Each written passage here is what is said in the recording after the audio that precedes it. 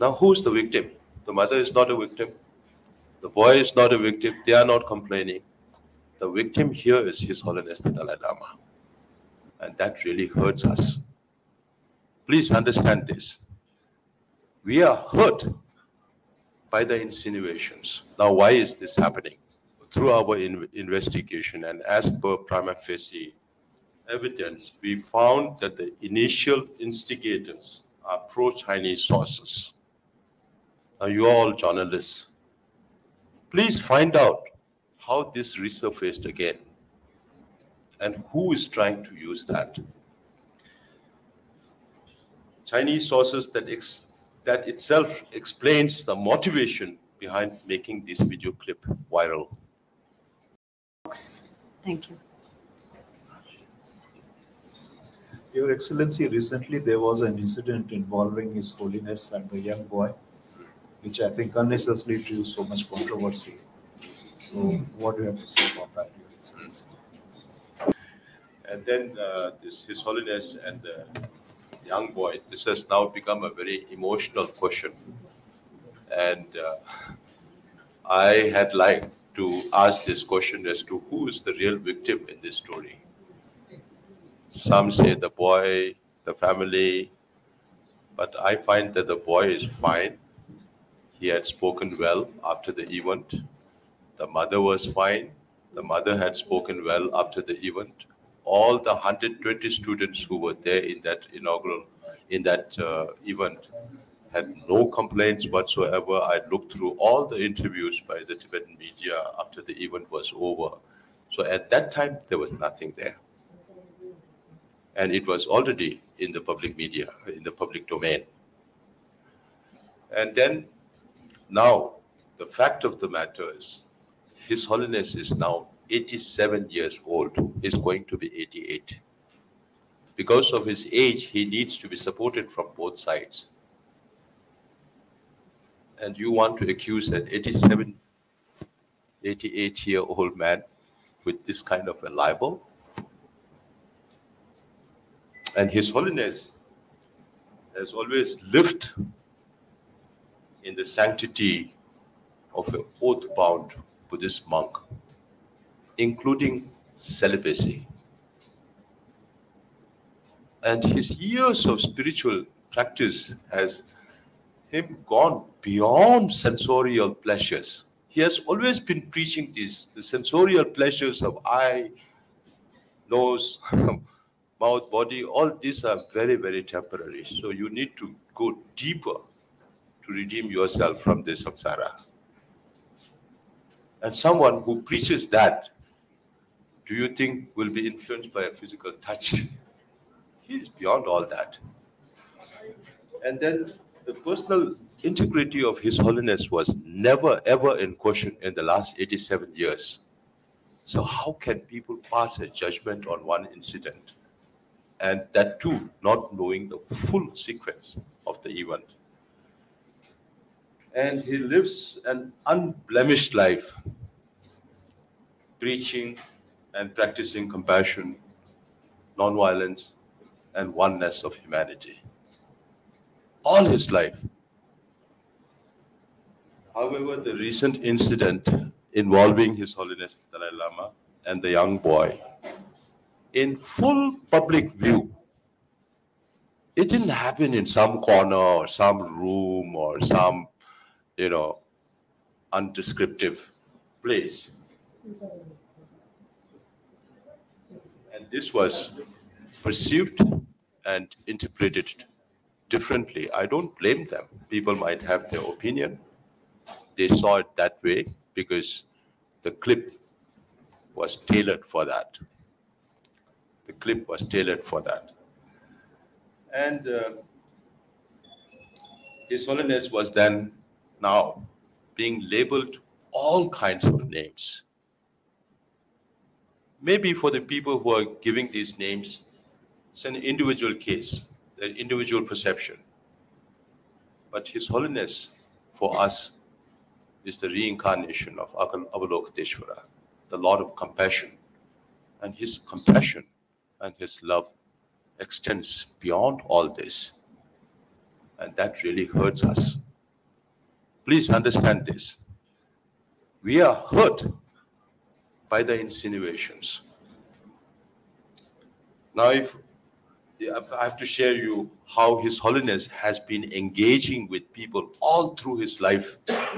Look at all the kind of pictures. His Holiness and Desmond Tutu, when Tutu was here, I was there. They are playing with each other like small children. Look at the picture with His Holiness with his pout and Tutu on the other side. That also, then you could say that, oh, His Holiness may have sexual whatever thing for Tutu. And then if His Holiness hugs a old lady also, does that imply that thing? Not at all. So let me take a little bit of time because this is a serious issue for us. And whenever you have seen His Holiness meeting with political leaders, I've heard of His Holiness holding ears of presidents and then touching foreheads. And that's the highest honor from a Buddhist perspective, for a High Lama to touch forehead with each other. And His Holiness is very unique in that sense. And that is why he is so famous. One of the, but what happened on that day was a little gross for some people. You know? And so holding hands, nose rubbing, the Maori style. His Holiness is very happy doing that because since he was in New Zealand many years ago and rubbed nose, and he rubs noses with many of his guests. And I've been witness to many of these because now I was in Dharamsala for more than 35 years. Or 25 years. 25 years. So I know how these things happen. Then cuddling, sometimes holding your nose. So all these are part of His Holiness antics that His Holiness does. And then forehead to forehead greeting, a genuine manifestation of His Holiness compassion for all human beings, irrespective of their status in the society. And His Holiness was also used to play pranks or engage in jovial interactions to amuse the gathering. Now, fact of the matter, on that day was this program was held in a public place, the Chuglakang, just opposite to the residence of His Holiness the Dalai Lama on 28th of February. There were more than 120 college-going students, part of this M3M delegation, who asked to seek his audience. And it was a public event that was covered by the media. And all these happened publicly, not everywhere else or anywhere else. And it was the same boy who we are envious because he got this opportunity to welcome His Holiness, hug His Holiness, all those blessings he got, but others perceive it differently. And it was the same boy, when His Holiness arrived, he broke the coconut to welcome His Holiness. Auspicious welcome. And then 2 members of the M3M delegation spoke at that event. Then His Holiness spoke at length about the topic. And the seriousness of that topic, nobody talks, because that doesn't benefit anybody. That doesn't increase the TRP. Yeah. And then after His Holiness spoke, it was question answer session. 3 elders asked the question. Then the 4th one was this young boy again. And if you see the video, he was asking His Holiness, can I ask one question? Can I hug you? His Holiness didn't even understand that because His Holiness has little impairment in the left ear. So the translator was explaining to His Holiness that this boy wants to hug you. And His Holiness didn't hear well from the left. So on the right hand, another personal secretary of His Holiness informed His Holiness, this boy wants to hug you. Then His Holiness said, okay, come. It's not like His Holiness went on the boy and jumped on him. It's totally different, you know. And the boy's mother was sitting on the right-hand side, just next to Professor Samdor Rinpoche. And the mother was also asking the boy to come up. And just as we are Asians, we know how grandfatherly affection can be. But this went a little beyond, you know. So all these happened, and then His Holiness gave an innocent, grandfatherly, affectionate demeanor and greeted the boy. That was followed by His Holiness' jovial prank about the tongue. Okay? And that was meant to be, from my perspective, that was meant to be amusement for others. And all this happened in the presence of the family, of the mother. Now, after that, the videos that you don't see, because it was tailored, after that, again, His Holiness embraced the boy. Both embraced each other. Then His Holiness advised this boy, we are same human brothers and sisters. Now, you should look at those good human beings who create peace and happiness, and should not follow human beings who always kill other people. You should not look at those people. If you see the video, all those are there. If you want the full coverage, we'll try to make it available to you from top to bottom. And then after the event, Radio Free Asia, Voice of Tibet, they interviewed many of the participants. And one of that was the boy, the same boy. And the boy said after the event that it was amazing. This is boy's words. The video is also there. It was amazing meeting with His Holiness. And I think it's a really great experience meeting somebody with so high positive energy. It's a really nice feeling meeting him, and you get a lot of that positive energy. It's not just like that, but once you get the positive energy, I think you are happier, and it's a better thing to smile a lot more. It's really a good experience. This is just one of the transcription. There is another transcription with Radio Free Asia, who had also interviewed the same boy.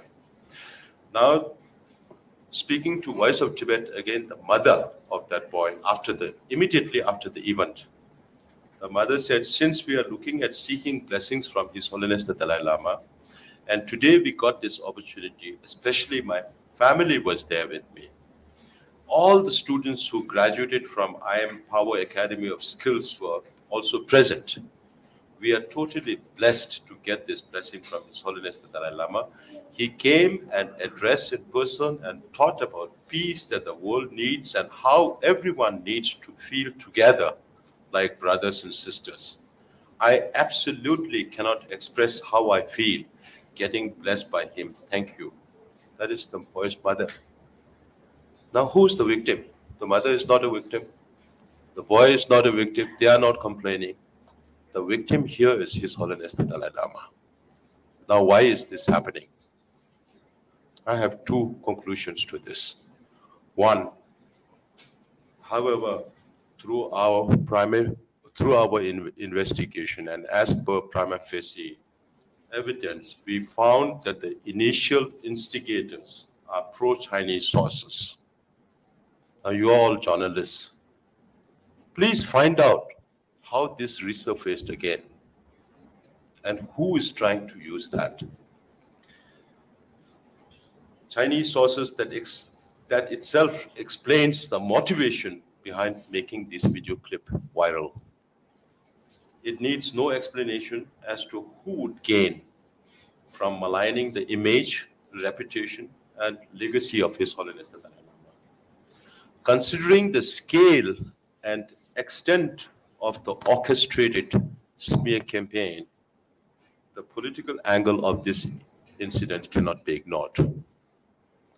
Then, for the general public who considers or who feels this is disturbing, we would appreciate if you could watch and listen to the full video of the event to get a holistic understanding of the whole program, including His Holiness' speech. We are sure you will be able to differentiate between lust and love. That is where we fail. So, and the unfairness of defaming one of the most respected and liked global icons of peace. And that narrows the scope of due diligence and fair judgment from people who are making a judgment on this. Before I invite Dr. Awad to propose a vote of thanks, I want to disclose the Chinese embassy worked very hard to dissuade the FCC from inviting His Excellency to come and talk to the global media. I politely told them that India is a free country and FCC is a platform which is offered to people, and if the Chinese embassy has anything to say, they are most welcome to come and talk to us. I have a question.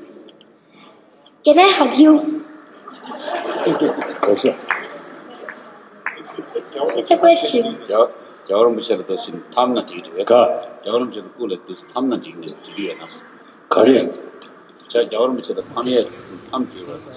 It was amazing meeting His Holiness, and I think it's a really great experience meeting somebody with such high positive energy. It's a really nice feeling meeting him, and you get a lot of that positive energy. It's not just like that, but once you get the positive energy, I think you're happier, and it's a better thing, and you smile a lot more. It was a really good experience overall. I'm Dr. Payal Kanodia, Trustee M3M Foundation. We've been working in Dharamshala on this skill center which we started last year, and since then we were looking at seeking blessings from His Holiness. And today we got this opportunity, and especially when my family was there with me, and all the students who graduated from I Empower Academy of Skills were also present. We're totally blessed to have got these blessings from His Holiness. He came, addressed us in person, taught about peace that the world needs, and how everyone needs to feel together like brother and sister. And I absolutely cannot express how I feel getting blessed by him. Thank you.